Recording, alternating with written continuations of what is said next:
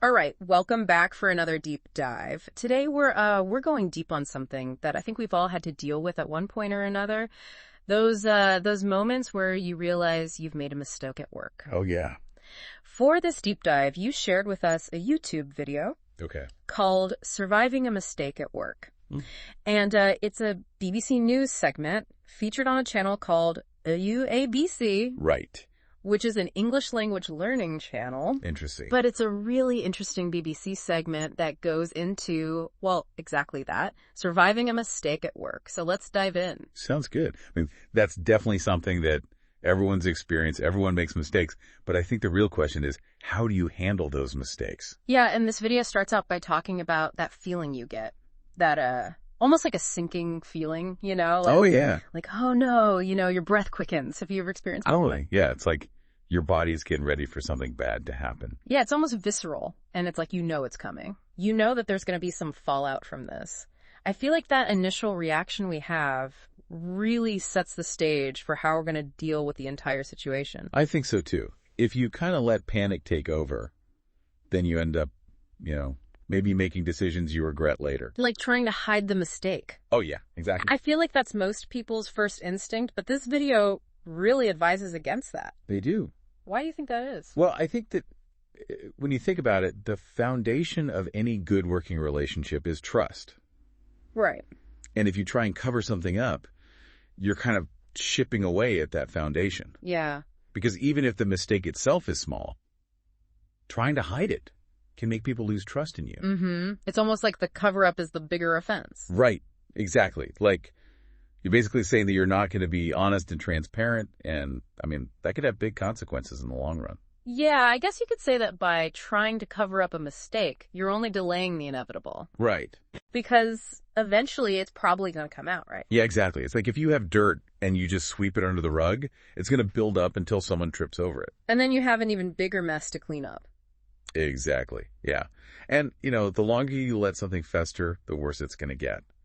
Plus, if you try and keep something hidden, you just have this, anxiety hanging over you. Right. It's like a weight on your shoulders. Totally. Oh. And the video actually connects this to something called the negativity bias. Oh, yeah, the negativity bias. Have you heard about that? I have, yeah. It's that thing where you remember the bad stuff more than the good stuff. Exactly. Mm-hmm. So even if the mistake is small, your brain is going to make it seem much bigger, especially if you're trying to ignore it. Yeah, it's like you're giving that bad experience even more attention, which, that can't be good for your well-being or even how well you do your job. No, it's not good. So what's the solution then? Well, the video talks a lot about taking action.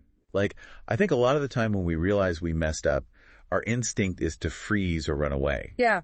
But really, what we should be doing is leaning in and owning it. Okay, so it's not just saying, oops, my bad. No. It's about showing that you are taking responsibility and actually doing something about it. Instead of just telling your boss, oh, hey, I missed the deadline, you come to them with a plan to catch up. And maybe some ideas about how to prevent that from happening again in the future. So it's about showing them that you're not just acknowledging the mistake, but you're actually trying to learn from it and prevent it from happening again. Yeah, exactly. Okay, so we've owned up to the mistake. We're taking action to fix it. What's next? Well, this might sound a little counterintuitive, but the next thing is apologizing. Oh, okay. But, and this is important, the video says you should apologize without dwelling on the mistake. Okay, that's interesting because I think a lot of people, including myself, struggle with that. It's easy to get caught in a spiral of beating yourself up after you mess up. Right. And that's where the video's insight is really helpful because it talks about how shame can actually be really unproductive. When you're feeling ashamed, you tend to think the mistake is way bigger than it actually is, and you might make bad decisions because of that. Yeah, it's like those funhouse mirrors where everything looks all distorted. Exactly. Yeah. And when you're in that kind of headspace, you might end up withdrawing from your colleagues, not taking on new challenges, or even doubting your own abilities. So basically, shame can make it even harder to fix the original mistake. Yeah, and it can also hurt your confidence in how well you do your job overall. So how do you apologize without letting shame take over? The video suggests that you focus on the impact of your mistake instead of focusing on yourself. So instead of saying things like, I'm so stupid, Right. try to think about how your actions actually affected others. Yeah, I see. And then express that you are genuinely sorry for the impact it had. Okay, so it's acknowledging that you messed up and that there were consequences, but without beating yourself up over it. Right. You want to separate the action from the person. Making a mistake doesn't mean you're a bad person. That makes sense. Okay, so we've talked about the immediate aftermath of a mistake, but the video also talks about the importance of reflection, right? Yeah. Like, it's not just about fixing the mistake, but also about understanding why it happened in the first place. Exactly. And this is where things get really interesting, because the video encourages you to go beyond just fixing the immediate problem and to really dig deeper into the root causes, like what led to this? Were there any bigger issues involved? And how can you make sure it doesn't happen again? So it's about taking a mistake and turning it into a learning opportunity. Exactly. It's about moving from being reactive to being proactive. And I think this is where having a mentor or a trusted colleague can be really helpful. Someone who can offer a different perspective and maybe even share their own experiences. Exactly. Yeah. It's like having someone to guide you and help you see things you might have missed. One thing that really stood out to me in the video was the research they mentioned about the impact of workplace culture on how mistakes are handled. Oh, yeah. Yeah. They mentioned a couple of academics, Jasmine Villa and Grace Lorden. Okay. And their research suggests that workplaces that focus on reflecting and learning from mistakes rather than blaming people are generally more psychologically safe. Right. Do you know much about that term? Like what a psychologically safe environment is? Yeah, so it's basically creating a workplace where people feel comfortable speaking up, sharing ideas, and taking risks, even if they might mess up. Okay, yeah. It's about building trust and respect so everyone feels supported and encouraged to learn and grow. That sounds awesome, but I imagine it takes a lot of effort from everyone to actually make that happen. It does. It requires both leaders and individual employees to make a conscious effort to move away from blaming and punishing and instead focus on learning and growing together. So far, we've talked about owning up to mistakes, taking action to fix them, thinking about why they happened, and fostering a psychologically safe workplace. It sounds like we're starting to understand how to turn those oh no moments into something positive. Right. And the video emphasizes that this approach not only helps us learn and grow as individuals, but it can also make the whole organization better. It can lead to more innovation, better processes, and ultimately, more productivity. A win-win for everyone. The video also mentions an executive coach, Dina Denham-Smith. Okay. And she made a point about making your progress visible when you're trying to fix a mistake. Okay. So it's not enough to just be fixing things quietly. You need to make sure that people know what steps you are taking. Right, yeah. And I think that ties back to the negativity bias, because if you're just quietly working away, people might not notice your efforts, especially if they are still focused on the initial mistake. So you need to make it clear that you're not just trying to sweep the mistake under the rug. Exactly. It's about transparency and accountability. This has been super interesting so far. Yeah. I feel like we've already covered so much, but there's still a lot more to explore, don't you think? Yeah, for sure. I think the next step is to look at some practical ways to apply these ideas in our own work lives. Like, how do we actually shift from being afraid of making mistakes to seeing them as chances to grow? Yeah, great question. I think that's the perfect place to pick up after a quick break. We'll be right back. And we're back. Before the break, we were talking about changing the way we think about mistakes at work. Like, instead of fearing them, how can we start to see them as opportunities to actually grow? Right. And it's not just about feeling better. It can actually help you do better at work. Creating that psychologically safe environment can actually lead to more innovation and better productivity. Okay, I'm with you on that idea, but it still feels a bit abstract to me. How do you actually put that into practice? Like, where do you even start? Well, one thing the video talked a lot about was being proactive, and I think that's a good place to start. Taking action is the best way to combat that feeling of helplessness you get when you've made a mistake. Yeah, they had that great line about bringing solutions to your manager, not just problems. Exactly. Like, let's say you accidentally send an email with a typo to a client. Instead of freaking out and hoping no one notices, what do? You take action, you own up to the mistake, apologize, and then, this is the important part, you offer a solution. Okay. Like maybe you resend the email with the correction and a quick explanation. So it's like saying, hey, I made a mistake, but I've already fixed it and I'm learning from this. Yeah, exactly. It shows that you're not just passively accepting the mistake, you're taking charge of the situation. And that can make a huge difference in how others see you and how you feel about yourself. It's turning a negative into a positive. Instead of dwelling on the problem, you're actively working to fix it. Right. And being proactive like that can also help build trust with your colleagues and your manager. They see that you're not afraid to take responsibility and that you're committed to finding solutions. The video also talked about the importance of reflecting on a mistake, not just fixing it. Yeah. And I think this is where a lot of people could benefit from a change in perspective.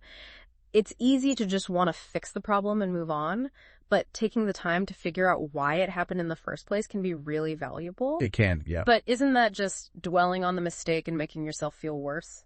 It might feel that way at first, but the key is to approach this reflection with curiosity, not judgment. Okay. You're not trying to punish yourself. You're trying to understand what happened so you can learn from it. So how do you do that? What kinds of questions should you be asking yourself? Well, the good starting point is to ask why questions. Okay. Why did this happen? Was it because you didn't have enough information? Was there a miscommunication? Did you lose focus for a minute? Maybe there was even something wrong with the way things are done at work that contributed to the problem. That's a good point. Sometimes it's not entirely your fault. Exactly. And by asking those why questions, you can identify the root cause of the mistake and figure out how to prevent it from happening again. Maybe you need to ask for clear instructions or suggest a better way of doing things. And even if it was your fault, understanding why it happened can help you avoid making the same mistake again. Absolutely. Maybe you realize that you tend to rush through things and make careless mistakes when you're feeling stressed. Yeah. So then you come up with a plan to prioritize your tasks and manage your time better. Or maybe you figure out that you need to double-check your work in certain situations. It's like turning the mistake into an opportunity to develop better habits. Exactly. And this is another area where having a mentor or a trusted colleague can be really helpful. They can provide a fresh perspective and maybe even share their own experiences with similar mistakes. It's like having someone to bounce ideas off of and get feedback from. Yeah, exactly. And sometimes just talking it through with someone else can help you see things more clearly and come up with better solutions. The video also talked about trying to remove your emotions when you're analyzing a mistake. Right. Why is that important? Because your emotions can cloud your judgment and make it hard to be objective. Especially those feelings of shame and guilt. Oh, absolutely. It's like they put on these negativity-tinted glasses and everything suddenly seems so much worse. That's a great way to put it. And when you're feeling that way, you're more likely to make rash decisions or dwell on the mistake for too long. So how do you detach yourself emotionally? Do you just pretend like you don't have any feelings? Not exactly. It's not about suppressing your emotions, but acknowledging them and then trying to step back and look at the situation from a more neutral perspective. Okay. Maybe that means taking a few deep breaths, going for a walk, or even writing down what happened and reading it over later when you've calmed down. Sometimes you just need a little space to get some perspective. Exactly. And once you've calmed down, you can start to assess the situation more rationally and figure out what to do next. It's like separating the problem itself from your emotional reaction to it. Right, and that allows you to focus on finding solutions instead of getting lost in self-blame. This reminds me of that saying, don't let one bad chapter define the whole story. I love that. It's so true. It's easy to get caught up in a mistake and feel like it represents your entire worth as a person. Yeah. But the reality is, everyone makes mistakes. It's part of being human. And it's how you handle those mistakes that really matters. Do you let them hold you back, or do you use them as a chance to learn and grow? Exactly. And this is where the idea of a psychologically safe workplace comes in. When you know that making a mistake won't get you punished or publicly shamed, you're more likely to be willing to take risks, experiment, and come up with new ideas. But creating that kind of environment isn't just the responsibility of management, right? We as individuals also have a role to play. Absolutely. We can all contribute to a psychologically safe workplace by being more compassionate and understanding towards our colleagues when they make mistakes. Instead of gossiping or pointing fingers, we can offer support and encouragement. It's about shifting from a culture of blame to a culture of learning. Exactly. And that shift starts with each one of us. Mm-hmm. It's about recognizing that we're all in this together, and mistakes are simply part of the learning process. Earlier, we mentioned that this YouTube video featured an executive coach named Dina Denham-Smith. Right. Did she have any other advice that might be helpful for our listeners? She did. One of the things she emphasized was the importance of apologizing sincerely without dwelling on it. She talked about how to show remorse without getting caught up in shame. Yeah, finding that balance can be tricky. It can be, yeah. It's about taking responsibility for your actions without letting the mistake consume you. Exactly. And Dina explained that dwelling in shame can actually be really harmful. It can make you think the mistake is way worse than it is and prevent you from moving forward. It's like that little voice in your head that keeps replaying the mistake over and over again, making you feel terrible and preventing you from seeing the bigger picture. That's a perfect way to describe it. And Dina suggested a really helpful strategy for dealing with this. Okay. Instead of getting lost in self-criticism, focus on the impact of your mistake. So instead of saying, I'm so stupid, I can't believe I did that, you could say something like, I realize my mistake caused this problem and I'm really sorry about that. Exactly. It's about acknowledging how your actions affected others without letting the mistake define who you are as a person. It's that idea, again, about separating the action from the person. Right. Making a mistake doesn't mean you're a bad person. Okay, so we've talked a lot about owning up to mistakes and fixing them. But what about preventing them in the first place? Did the video have any advice on that? They did. They talked a lot about the importance of being reflective. It seems like that's a recurring theme in this video.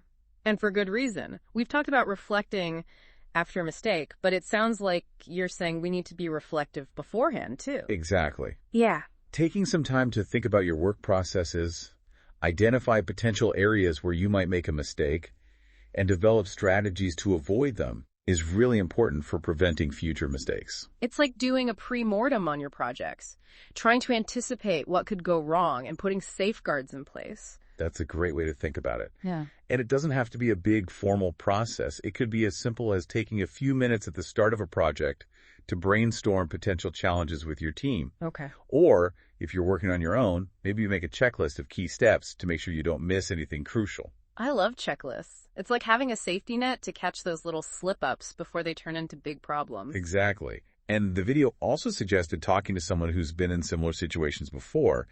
They might have some insights into potential pitfalls that you haven't even considered.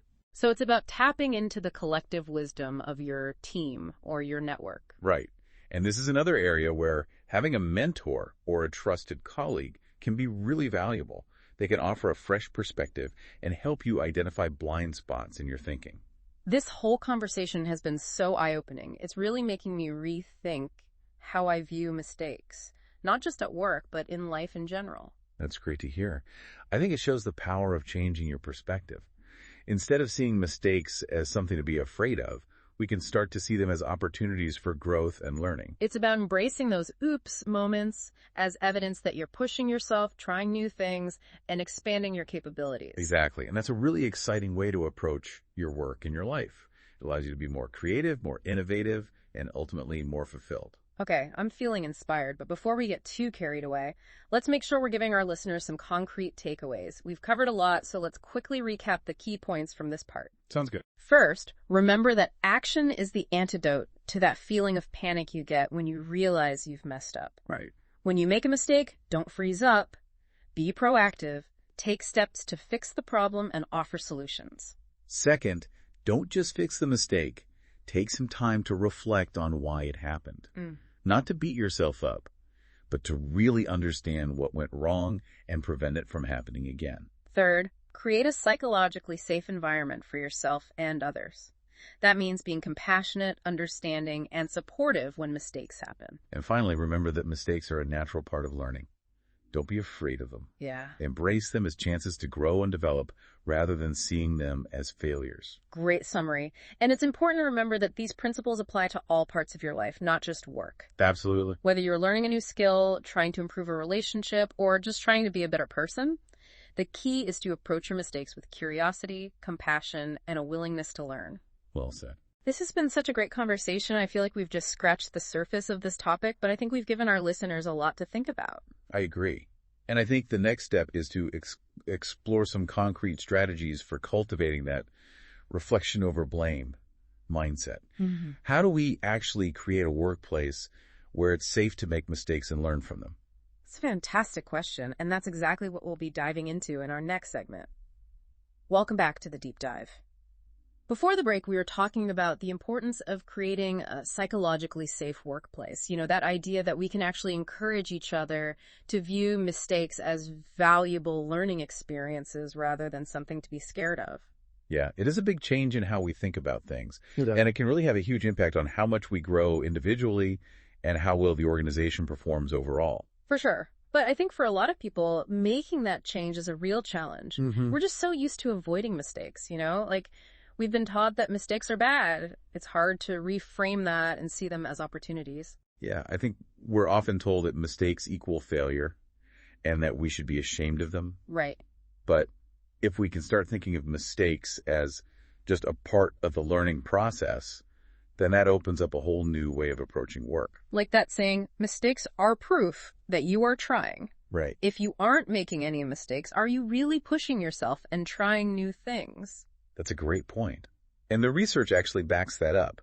Studies have shown that people who are willing to make mistakes are often more creative, innovative, and successful in the long run. I guess that makes sense because they're not afraid to experiment and try new things and learn from their mistakes along the way. Exactly.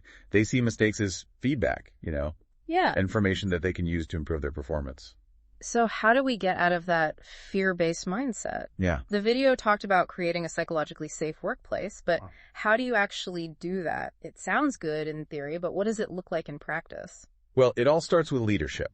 Leaders have a huge responsibility to create a culture where people feel safe, taking risks, and making mistakes without being punished for it. So they really set the tone for the whole company culture. They do, yeah. If the leaders are willing to be vulnerable, admit their own mistakes, and encourage open communication, that can really make a difference throughout the entire organization. So it's not enough for them to just say, hey, it's okay to make mistakes here. Right. They actually have to demonstrate that it's true through their actions. Actions speak louder than words. Exactly. When employees see their leaders owning up to their mistakes and using them as learning opportunities, it shows them that it's okay to be human, Yeah. that it's okay to be imperfect, and that we should always strive to improve even when we stumble. Makes sense. It's about building trust and respect. Exactly. It's about creating an environment where people feel safe to experiment, to innovate, and to push boundaries, even if that means making a few mistakes along the way. But what about those times when a mistake has serious consequences? Like missing a deadline or damaging a relationship with a client. Yeah. How do you maintain that psychological safety while still holding people accountable? It's a tough question. Yeah. It's a balancing act for sure. The key is to separate the person from the mistake. You acknowledge that a mistake happened and that there were consequences, but you still value that person and recognize their worth. So it's not about ignoring mistakes or pretending they don't matter. No. It's about addressing them in a way that focuses on learning and growing rather than punishing someone. Exactly. It's about open and honest communication, talking about what happened, why it happened, and what can be done to prevent it from happening again. I imagine that this approach also helps people become more resilient. Totally. When people know that they can make a mistake and still be valued and supported, they're more likely to bounce back from setbacks and keep taking risks. They're not so scared of failing. So it's not just about creating a feel-good environment. Yeah. It's about making the organization more effective and innovative. Absolutely. Psychological safety isn't just some fluffy concept. It actually gives organizations a real advantage. When people feel safe to try new things and learn from their mistakes, they come up with more creative solutions and push the boundaries of what's possible, and that ultimately drives success. Okay, so we've talked about what leaders can do to create a psychologically safe workplace, but what about us as individuals? What can we do, even if we're not in a leadership role? That's a great question. There are actually a lot of things we can do on an individual level. I think one of the most important things is to model the behavior we want to see in others. So be open about your own mistakes, be willing to ask for help when you need it, and be supportive when your colleagues make mistakes. So we're all kind of like little culture creators in our own way. Yeah, exactly. Like our actions and interactions influence the environment around us. Right. And even small things can make a difference. Offering a word of encouragement to someone who's feeling down after making a mistake or sharing your own learning experiences can help create a more supportive and understanding environment. It's about building a sense of community, Like we're all in this together and we can learn from each other. Exactly. It's recognizing that we all make mistakes and we can all learn from each other's experiences. This has been such a great conversation. I feel like I have a whole new perspective on mistakes, not just at work, but in life in general. Any final words of wisdom for our listeners as they go on their own journeys of growth and learning? I would say embrace your mistakes. Don't let them define you or hold you back. Instead, use them as valuable feedback, as guides on your path to becoming the best version of yourself. Remember, the only real mistake is the one we don't learn from. Well said. And on that note, we'll wrap up this deep dive. Thanks for joining us. And remember, mistakes aren't the enemy. They're our teachers.